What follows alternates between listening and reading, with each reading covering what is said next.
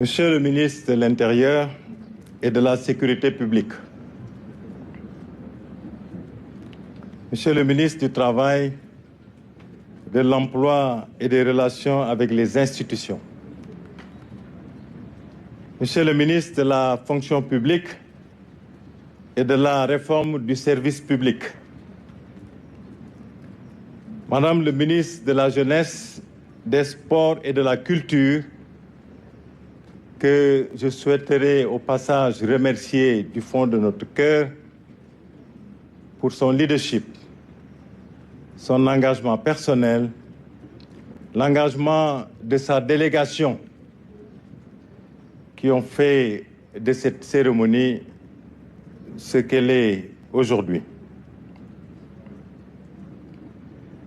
Monsieur le ministre du Tourisme de la République sœur de Gambie, Monsieur le secrétaire d'État chargé de la culture, Monsieur le directeur général du port de Dakar, Monsieur le gouverneur de Ziguinchor, Monsieur le préfet du département de Ziguinchor, Monsieur le président du conseil départemental de Ziguinchor, Monsieur le maire de Ziguinchor, Madame l'ambassadeur des Pays-Bas au Sénégal, Monsieur le colonel commandant la zone militaire numéro 5, Monsieur le colonel commandant la Légion de gendarmerie de Ziguinchor, Son Excellence Monseigneur l'évêque de Ziguinchor, Monsieur l'imam Ratib de Ziguinchor, Mesdames et Messieurs les représentants des familles des victimes sénégalaises et étrangères, Monsieur le Président du collectif des cadres casamançais, distingués élus, notabilités religieuses et coutumières, chères familles du Diola, Mesdames et Messieurs, honorables invités. C'est avec beaucoup d'émotion que je viens au nom de son Excellence, M. Bassirou Diomaye Diakhar Faye, président de la République, commémorer avec vous sur cette place hautement symbolique du quai de Ziguinchor le 22e anniversaire du terrible naufrage du Diola. La forte délégation qui m'accompagne traduit la volonté de l'État de donner une nouvelle orientation à l'organisation de cet événement qui, à n'en pas douter, est l'un des plus douloureux de l'histoire du Sénégal. Le naufrage du bateau Le Diola, survenu dans la nuit du 26 septembre 2002 au large de la Gambie, fut effectivement un événement extrêmement difficile pour toute la nation sénégalaise. Certes, son évocation ravive la douleur des familles et des proches de 1800 victimes. Cependant, le devoir de mémoire nous oblige à le commémorer, non seulement pour rendre hommage aux victimes, mais également pour veiller à ce qu'un événement pareil ne se reproduise plus. Permettez-moi tout d'abord de vous remercier de votre présence à cette manifestation solennelle. Votre présence exprime non seulement votre profond respect à la mémoire de ces Sénégalais et étrangers, arrachés à notre affection, mais symbolise également votre attachement aux valeurs républicaines illustrées par notre devise nationale, un peuple, un but et une foi. Mais avant de poursuivre mon allocution, je vous prie d'observer une minute de silence pour rendre hommage aux victimes du Diola et prier le Tout-Puissant de les accueillir dans son paradis céleste, de même que les membres des différentes associations des victimes du Diola qui ne sont plus des nôtres.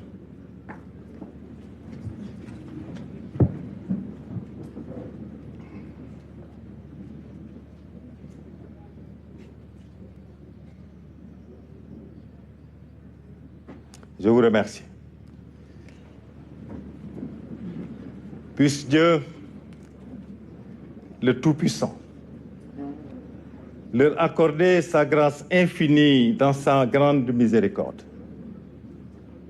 Je témoigne à leurs familles respectives, au nom du Président de la République, de l'ensemble de son gouvernement et de tout le peuple sénégalais, notre compassion et notre solidarité agissante. En ce jour de commémoration, nos pensées vont aussi aux rescapés qui gardent les cicatrices de ce tragique événement.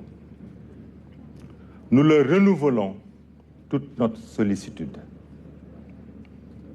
Mesdames, Messieurs, très chère population de la région naturelle de Casamance, la Casamance et le traitement du dossier du Diola constituent des préoccupations majeures de l'État, comme en attestent les efforts entrepris pour le développement socio-économique de la région et la satisfaction des doléances des familles des victimes du naufrage.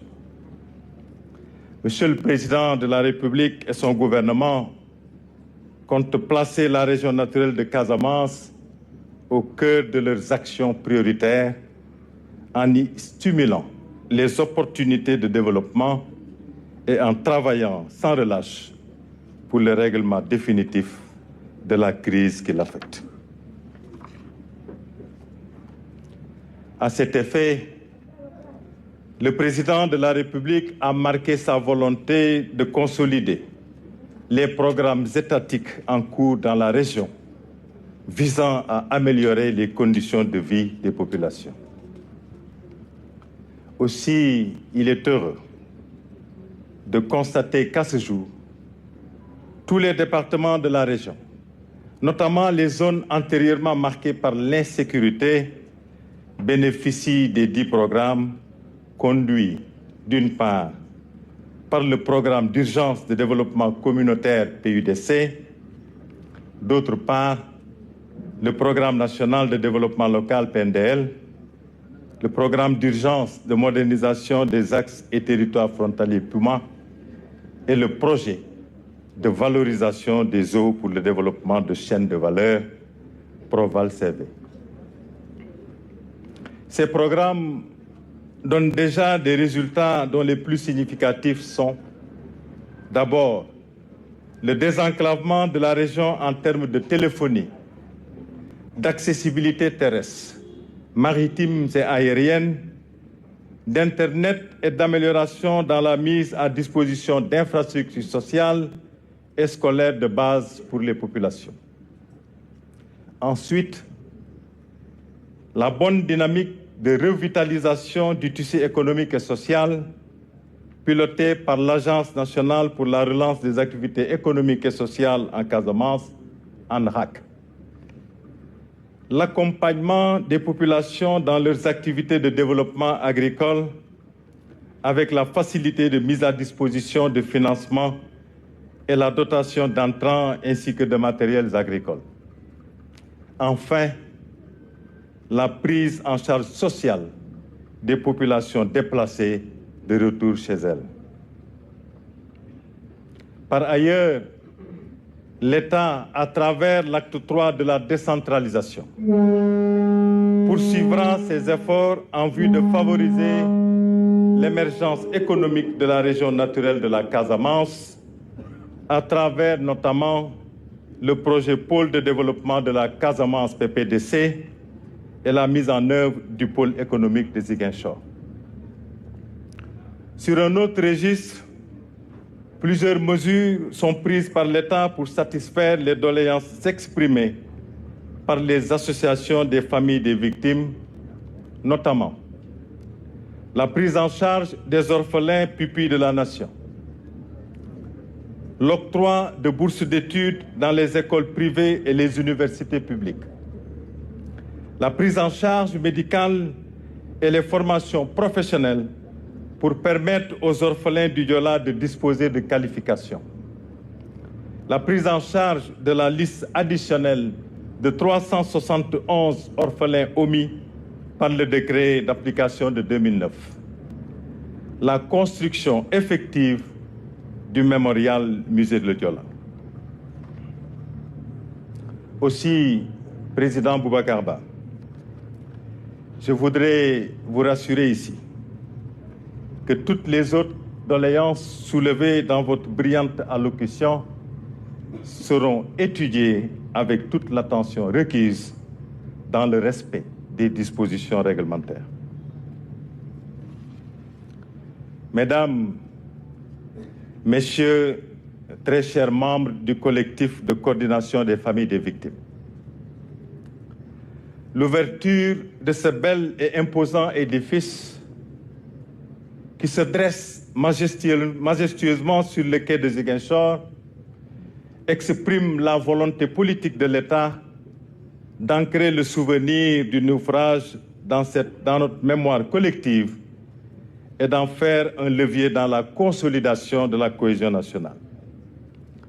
Le thème de cette année, la place du mémorial Musée Le Diola dans la commémoration, est une invite à une introspection et au changement de comportement à un moment où certaines de nos valeurs essentielles sont en perdition. Le mémorial du bateau Le Diola, qui est mis en service à compter de ce jour, est l'aboutissement d'un projet de l'État lancé en 2015. Je voudrais d'ailleurs saisir cette occasion qui m'est offerte pour remercier l'entreprise Eiffage Sénégal et l'architecte maître d'œuvre, Madame Seynabou Diouf Ndiaye, pour leur professionnalisme et leur engagement qui ont permis de livrer le chantier débuté en septembre 2020. Ces remerciements vont également à tous ceux et celles dont les efforts ont grandement contribué à la réalisation de ce projet. Ce mémorial a la forme d'un bateau, dispose d'un espace multifonctionnel et d'un autre dédié au recueillement. Son discours muséologique est axé sur plusieurs thèmes centrés sur le bateau de Le Diola, avec les péripéties de la navigation fluvio-maritime du bateau, les conditions d'embarquement et de débarquement, la vie à bord et enfin les enseignements du naufrage. Aussi, le mémorial représente un volet essentiel du devoir de mémoire, nous liant aux disparus ainsi qu'à leurs familles. Il exprime sans nul doute l'engagement des autorités à maintenir vivace le souvenir des disparus du naufrage et la considération que la nation doit leur vouer pour l'éternité. Je suis convaincu que la structure qui aura le privilège de gérer ce mémorial saura créer les conditions optimales de son exploitation et de son parfait entretien. Elle devra, pour ce faire, proposer des activités dynamiques et vivantes et j'encourage toutes les bonnes volontés à contribuer à la mise à disposition de reliques au musée.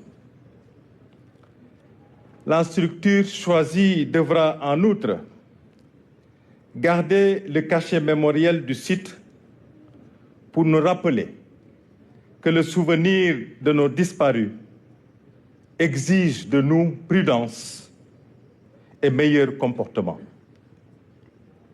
Ainsi, ce monument sera un endroit approprié pour les hommes, les femmes, les enfants de tous horizons, particulièrement des pays touchés par le naufrage du Joola pour se recueillir et réfléchir en permanence aux leçons apprises suite au naufrage. Mesdames, Messieurs, très chères populations de la région naturelle de Casamance, en ouvrant ce lieu de souvenir et de recueillement, nous réaffirmons notre devoir de mémoire. Nous trahirons toutefois notre obligation morale envers nos disparus en ne nous rappelant pas les enseignements de cette tragédie. Ces enseignements sont d'autant plus importants qu'aujourd'hui, notre pays souffre beaucoup de l'immigration irrégulière par les océans et le désert, mais aussi des accidents de la circulation routière. Ce mémorial, Musée Le Joola, doit par conséquent interpeller chacun sur ses responsabilités et surtout son devoir de participer activement à la construction de la nation sénégalaise pour que l'idéal de fraternité entre les différentes communautés prenne corps dans la réalité de notre quotidien. Il est aussi un lieu de transmission de valeurs à notre jeunesse qui doit porter le rêve d'une société unie, harmonieuse et fraternelle. Sous ce rapport, je voudrais rappeler les propos du président de la République qui, s'adressant à la jeunesse le 11 septembre 2024, à la suite du chavirement d'une pirogue à Mbour, disait, je le cite, « Votre vie a une valeur inestimable. Vous avez un rôle central à jouer dans l'avenir de notre pays. Nous sommes résolus à vous offrir des opportunités réelles et dignes ici chez nous, pour que plus jamais cette mer ne devienne un cimetière pour nos enfants. » Mesdames, Messieurs, chers membres du collectif de coordination des familles des victimes, je voudrais, pour terminer, saluer et remercier tous les acteurs qui se sont investis pour asseoir la bonne dynamique de retour de la paix définitive dans la région. Je veux nommer, entre autres, les autorités administratives locales ainsi que les autorités coutumières et religieuses, les forces de défense et de sécurité, mais aussi les organisations non gouvernementales, le collectif des cadres casamançais et l'ensemble des associations de jeunes et de femmes pour leurs efforts constants de recherche de la paix et du bonheur des populations casamançaises.